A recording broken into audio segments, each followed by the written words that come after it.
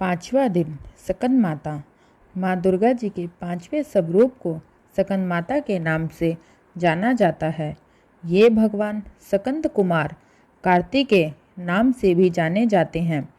इन्हीं भगवान सकंद की माता होने के कारण माँ दुर्गा जी के इस पांचवें स्वरूप को सकंद माता के नाम से जाना जाता है।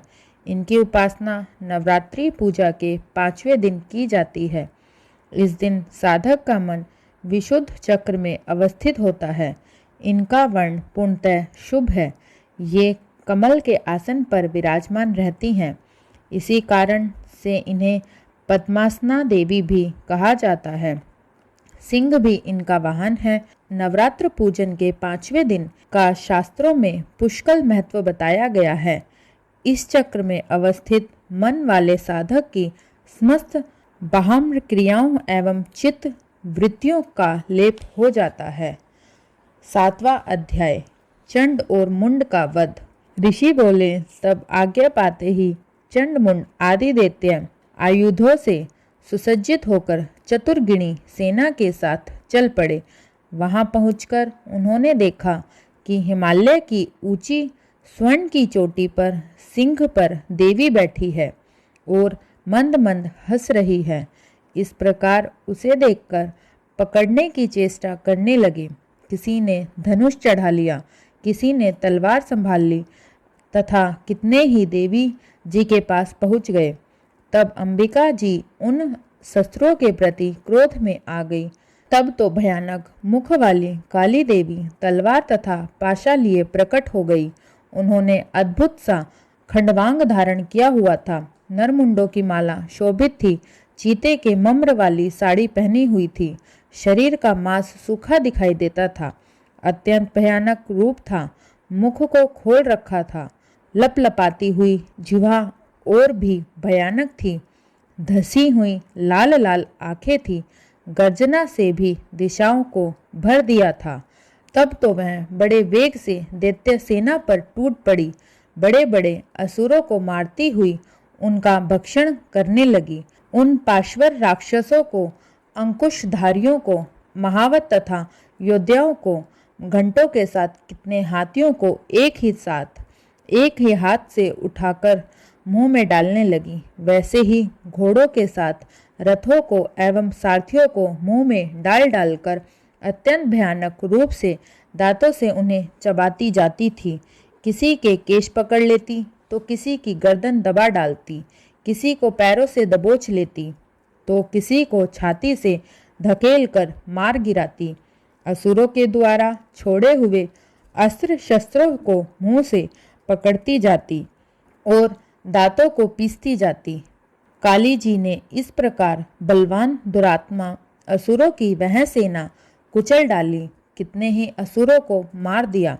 उस देवी ने कुछ एक तलवार से काट गिराए, कुछ एक खड़वांग से पीट दिए और कुछ एक दांतों से कुचल दिए। क्षण भर में राक्षसों की वह सारी सेना मार पीट कर दी। यह देख चंड उस भयानक काली की ओर दौड़ा। इधर महाअसुर मुंड ने भी महाभयंकर बाणों की वर्षा से एवं शास्त्रों से चलाए हुए चक्रों द्वारा उस भयानक आंखों वाली देवी को ढांप दिया। वे अनेक चक्र देवी के मुख से प्रवेश करते हुए इस प्रकार दिखाई देने लगे, जैसे बहुत से सूर्य बिंब बादलों के पेट में समाते जा रहे हों। तब तो भयानक मुख के भीतर, जिसको देख सकना भी कठिन था, ऐसे दांतों के प्रकाश से दमकती हुई अत्यंत क्रोध में आकर भयानक गर्जना करती हुई वह काली भीषण अट्टहास करने लगी। तब हूँ करती हुई बड़ी तलवार लिए हुए देवी चंडी पर कूद पड़ी। उसे बालों से पकड़कर उसी तलवार से झट चंड का सिर काट दिया। तब चंड को इस प्रकार मरा हुआ देखकर मुंड देवी की ओर दौड़ा। कुपित काली ने तलवार से मारकर पृथ्वी पर मुंड को भी गिरा दिया। महाबली मुंड को मरा हुआ देखकर और सेना का नाश देखकर शेष सेनापति वहां से भयभीत होकर इधर उधर भाग गए। अनंता काली जी ने चंड तथा मुंड के सिर को हाथ में ले लिया। फिर भयानक अट्टहास करती हुई चंडिका के पास पहुंचकर बोली, मैं यह चंड और मुंड नामी महापशु आपकी भेंट चढ़ा दिए। अब तो शुभ निशुभ का आप स्वयं वध करना। ऋषि बोले, अपने सम्मुख लाए गए चंड मुंड महासुरों को देख कल्याणी चंडिका काली से ललित वचन बोली, हे देवी कालिके, क्योंकि तुम तो चंड मुंड को मेरे पास लेकर आई हो, इस कारण लोक में चामुंडा देवी नाम से तुम्हारी ख्याति होगी।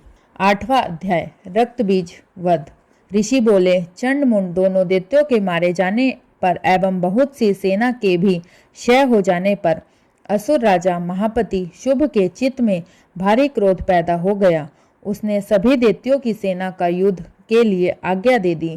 उसने कहा, आज 86 युद्धा युद्ध के साथ युद्ध के लिए निकले और मेरी आज्ञा से 50 करोड़ वीर्य कुल के असुर तथा 100 धर्म कुल के सेनापति सेनाओं के साथ कूच कर दें और फिर मेरी आज्ञा से कालिक दोहरिया काली के सभी असुर तैयार होकर शीघ्र प्रस्थान करें।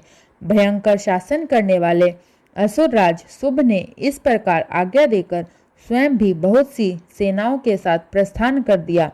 तब चंडिका ने देखा, अब इस ओर भयानक सेना लेकर निशुभ आ रहा है। तब तो उन्होंने अपने धनुष की टंकार करके पृथ्वी आकाश के मध्य भाग को गुंजा दिया। हे राजन, उस समय सिंह ने बड़ी भारी गर्जना की। फिर अंबिका जी ने घंटा बजाकर उस गर्जना को और भी बढ़ा दिया। उस शब्द को सुनकर दैत्य सेनाओं ने आकर चारों ओर से देवी सिंह और काली को क्रोध के साथ घेर लिया।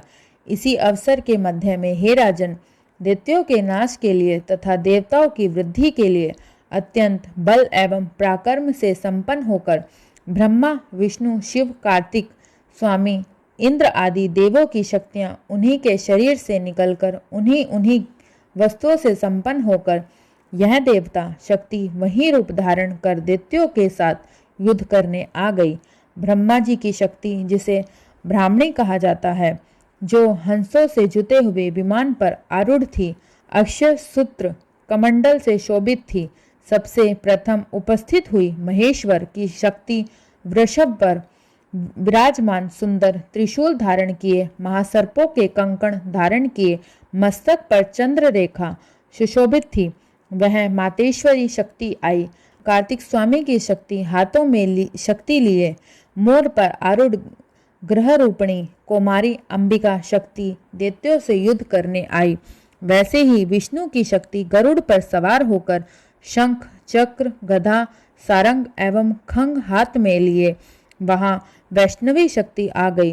यज्ञ बारह का विचित्र रूप धारण करने वाले विष्णु की बारह शक्ति वैसा ही शरीर धारण करके वहां आई। नरसिंह जी के समान शरीर को धारण किए गर्दन के बालों को फटकारने से आकाश के तारों को बिखेरती हुई नारसिंही शक्ति वहां आ पहुंची। इंद्र की शक्ति इंद्र के समान रूप वाली 1000 नेत्र धारण किए वर्ज हाथ में लेकर ऐरावत गजराज पर आरूढ़ होकर वहां आ गई। तब उन शक्तियों से घिरे हुए शंकर जी ने चंडिका से कहा, मेरी प्रसन्नता के लिए शीघ्र से शीघ्र इन असुरों का संहार करो। तब देवी के शरीर से अत्यंत भयानक सैकड़ों गिदड़ियों की भांति हूं करती हुई बड़ी चंडिका शक्ति प्रकट हो गई। तब उस अपराजिता देवी ने धुएं जैसे जटा वाले शिव से कहा, भगवान, आप दूत बनकर शुभ निशुभ के पास जाएं और वहां जाकर उन महा अभिमानी शुभ निशुभ दानवों को तथा युद्ध में आए हुए दूसरे दानवों को भी कहें कि हे दानवों, यदि तुम लोग जीना चाहते हो तो त्रिलोकी का राज्य इंद्र प्राप्त करें। सभी देवता यज्ञ भाग पाएं और तुम लोग पाताल में चले जाओ। यदि तुम्हें कुछ बल का अभिमान हो और युद्ध की अभिलाषा हो तो आ जाओ, ताकि तुम्हारे मांस से गिदड़ियां तृप्त हो जाएं। इस दूत रूप में स्वयं शिव को ही देवी जी ने नियुक्त किया। वह शिव शक्ति संसार में शिवदूती इस नाम से विख्यात हुई। जब शिव द्वारा कथित देवी जी के वचन उन महासुरों ने सुने तो बड़े क्रोध में आ गए। जहाँ कात्यायनी देवी स्थित थी उस ओर बढ़ने लगे। वहां कुपित होकर उन देव शत्रुओं ने बाण, शक्ति, सृष्टि आदि आयुधों से देवी पर पहले वर्षा करना आरंभ कर दिया। तब टंकार करके धनुष द्वारा पहने पहने बाण छोड़कर देवी जी ने खेल ही खेल में उनके फेंके हुए बाण, शूल, शक्ति, परशु आदि शस्त्रों को काट डाला। फिर काली भी उनके सामने होकर शत्रुओं के शूल के प्रहारों से चीरती फाड़ती, खंडवांग से कुचलती मारती विचरण करने लगी। इधर ब्राह्मणी शक्ति भी जिस ओर दौड़ती उसी ओर अपने कमंडल का जल छिड़क देती, जिससे शत्रुओं का पराक्रम एवं तेज नष्ट होता जा रहा था। महेश्वरी शक्ति ने त्रिशूल द्वारा, वैष्णवी शक्ति ने चक्र द्वारा और कुमारी शक्ति ने शक्ति द्वारा उन दैत्यों का क्षय करना आरंभ कर दिया। ऐंद्री शक्ति के वर्ज गिराने से सैकड़ों दैत्य दानव विदीर्ण होकर रुधिर के पतनाले बहाते हुए पृथ्वी पर गिरने लगे। वाराही शक्ति ने तो कुछ एक को तुंड प्रहार से मार गिराया। कितने दैत्यों की छातियां अपने दाढ़ों के अग्रभाग से चीर डाली। वाराह मूर्ति ने चक्र द्वारा बहुत से दैत्य चीर फाड़ डाले। कितने दैत्य शिवदूती के कठोर अठास से भयभीत होकर पृथ्वी पर गिरते हुए फिर उन्हें वह खाती गई। इस प्रकार अत्यंत कुपित होकर अनेक उपायों द्वारा बड़े बड़े दैत्यों को मारते हुए मातृगण को देखकर देव शत्रुओं के सैनिक भागने लगे। उन दैत्यों को मातृगण से पीड़ित होकर भागते हुए देखकर कुद्र महासुर रक्त बीज युद्ध के लिए आ गया। रक्त बीज के वर्ज में शरीर से एक भी रुधिर बिंदु जब पृथ्वी पर गिरती, तब उनके समान बलवान दूसरा असुर पैदा हो जाता। उस महासुर ने आकर इंद्र शक्ति के साथ युद्ध किया। तब ऐंद्री शक्ति ने अपने वर्ज के द्वारा रक्त बीज की ताड़ना की।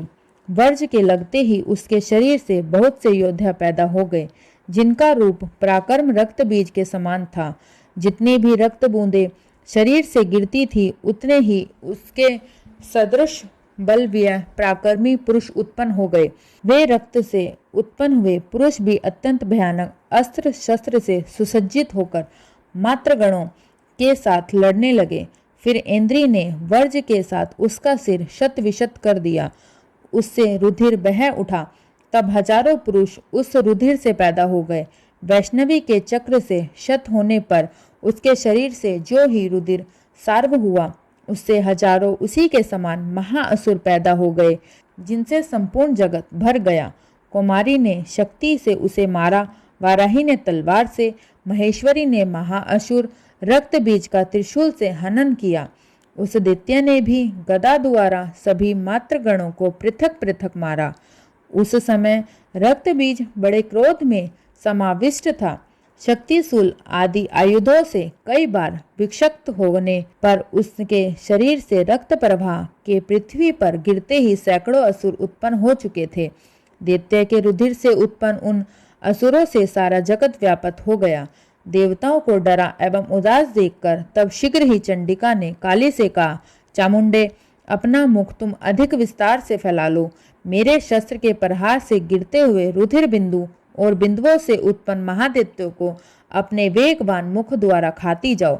युद्ध भूमि में रुधिरोत्पन्न इन महादैत्यों का भक्षण करती घूमती रहो। इस प्रकार कहकर चंडिका ने रक्त बीज पर त्रिशूल से प्रहार किया। फिर काली ने रक्त बीज का रुधिर मुख से ग्रहण कर लिया। उस दैत्य ने भी चंडिका पर गदा चलाई, किंतु उस गदापात द्वारा चंडिका को कुछ भी वेदना न हुई। रक्त बीज के शत विषक्त शरीर पे जो बहुत से रुधिर गिरने लगा, उसे चामुंडा मुख द्वारा पीती गई और रक्तपात से दैत्य खा डाले और रक्त बीज का रुधिर भी पी डाला। तब देवी ने शूल, व्रज, तलवार, सृष्टि आदि आयुधों से हीन उस महासुर रक्त बीज को मार दिया। शस्त्र समूहों से आहत होकर वह पृथ्वी पर गिर पड़ा। हे राजन, रुधिर तो उसका चामुंडा ने ही पी ही लिया था। उसकी मृत्यु होने पर देवता परम प्रसन्न हुए। मृतगण उसके रुधिर पान के मद से उन्मत्त होकर नृत्य करने लगे।